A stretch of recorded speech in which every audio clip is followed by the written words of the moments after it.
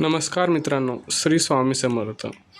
माणूस नेहमी म्हणत असतो, मी अमुक प्रॉपर्टीचा मालक, तमुक प्रॉपर्टीचा मालक, हे सर्व माझे आहे.